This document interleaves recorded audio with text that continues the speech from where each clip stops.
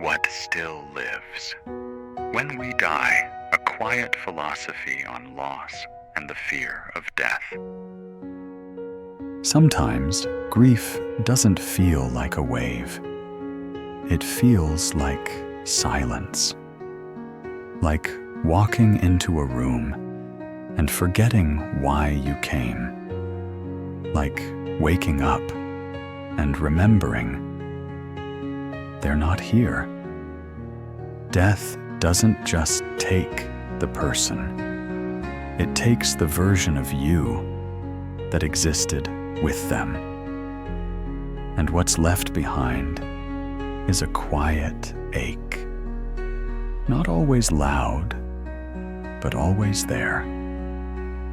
If you've lost someone to illness, someone whose body slowly forgot how to stay, then you know this ache too well. The helpless watching, the silent prayers, the pretending to be strong when you weren't, the words you wish you had more time to say. And if you're afraid to die, afraid of your own vanishing, then perhaps this same ache lives in your chest, but inverted. Not grief for someone gone, but grief for the day you'll be. You are not alone.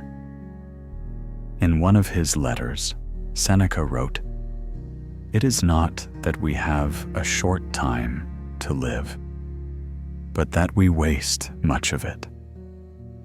He wasn't shaming. He was pleading, asking us to stop running from the shadow of death, and instead, let it teach us how to live. But how do you live with something you can't escape? How do you sit beside the one fear that will never leave you? The truth is, we don't conquer death by forgetting it. We begin to live when we finally look at it and keep breathing. Grief is proof that we loved. Fear is proof that we care. And in a strange way, they both come from the same place, a deep human longing to hold on. But loss teaches us that we cannot hold forever. We can only hold meaning. When someone dies, where do they go? Not just their body, but their laughter, their smell, the way they knocked twice before entering, the way they made you tea when you didn't ask. The small things, the sacred, ordinary things. Philosopher Michel de Montaigne once said, "To study philosophy is to learn how to die. But maybe to grieve is to learn how to remember. Memory is not a place. It's a thread. It stretches through time, through feeling, through the way your eyes water when a stranger says something they used to say. They are not here, and yet, somehow, they are. You'll see them in the way light falls through a curtain, in the song you once shared, in the quiet moments, not loud, but loyal. And maybe that's what it means to go on, not to escape death, but to keep being found in someone else's living. If you fear dying, I won't try to talk you out of it. It is not weak to fear the unknown. It is human. We are born with lungs full of breath and minds full of questions. What happens after this? Is there more? Will I vanish? Plato once imagined the soul as eternal, passing through cycles, not ending, just changing form.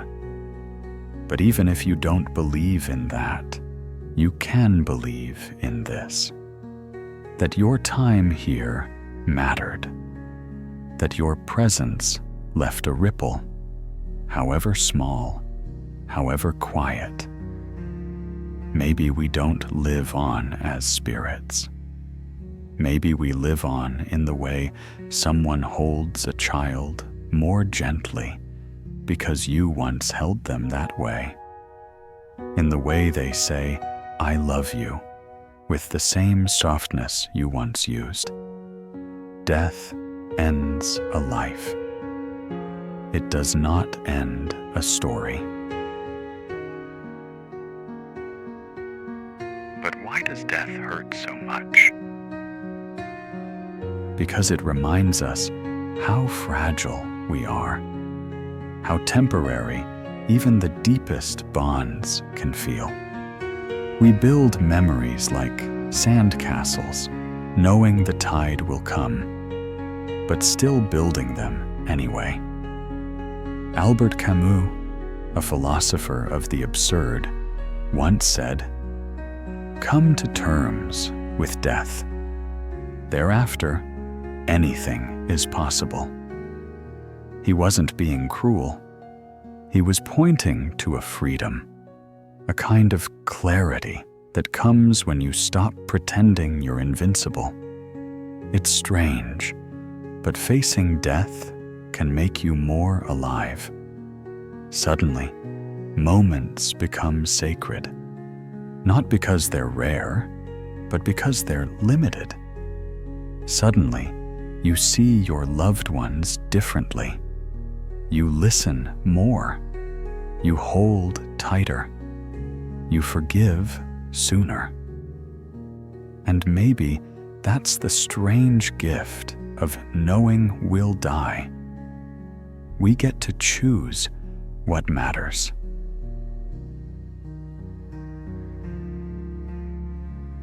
But what about the ones who go too soon? Those taken by illness, by accident, by fate's unfair hand. There is no answer that satisfies the ache. There is only this: that their time, though short, was real, that they loved and were loved, and that's more than some ever get. We don't measure life by its length. We measure it by its weight. Even a single sentence can change a heart forever.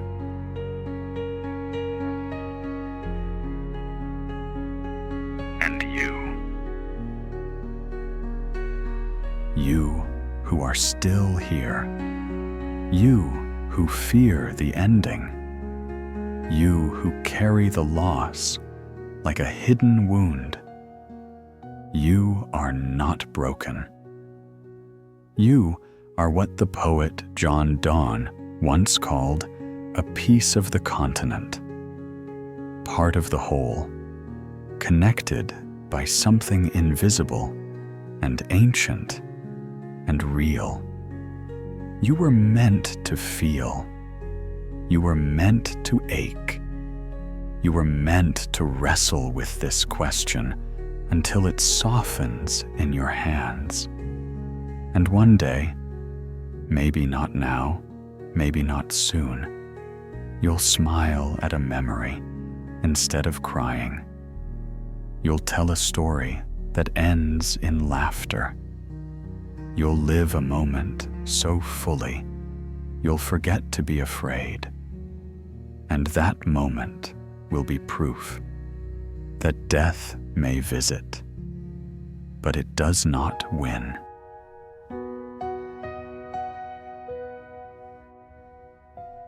So what still lives when we die? Love, memory, the lives we've changed by being here, the words we left behind, the tenderness we taught.